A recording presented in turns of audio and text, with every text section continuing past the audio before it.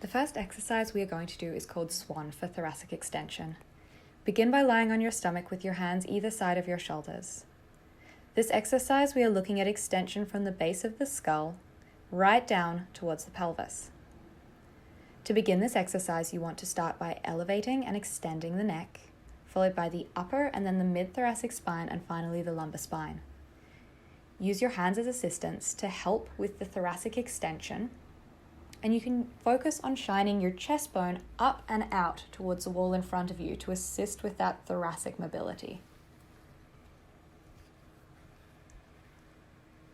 The next exercise we are going to look at is called book openings. It is for thoracic rotation.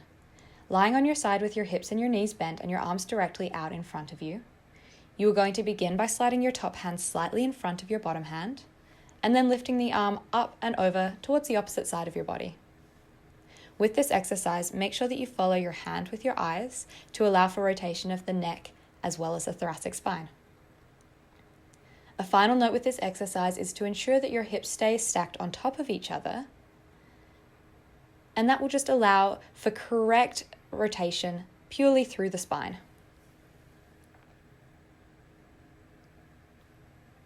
From here, we're going to come into an exercise called serratus anterior punches. Lying on your back with your hips and knees bent, your arms directly up in front of you and forming a fist with your hands. You're going to reach your arms up as high as you can and then bring them back to their start position. Keeping the elbows straight, notice that this movement is driven directly by movement of the shoulder blades around the side of the rib cage.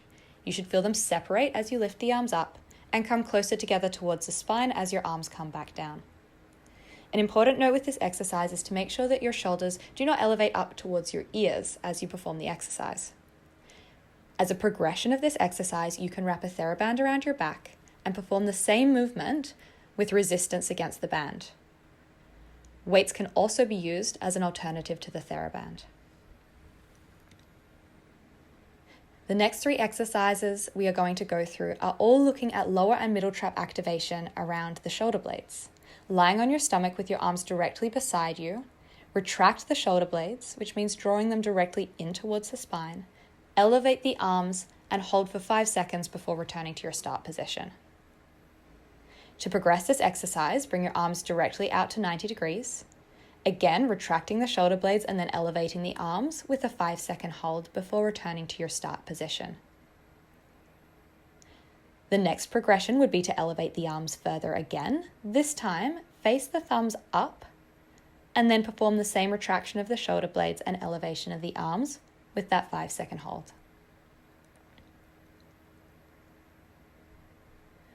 Finally, we are going to come into standing to do the cross-body stretch, which should stretch the posterior capsule of the shoulder, elevating the arm to 90, bending the elbow to 90, and then using your other hand to bring the arm across your body. As you do this stretch, make sure that your shoulder blade again stays retracted and doesn't slide around the side of the rib cage, as we will lose the capsular stretch.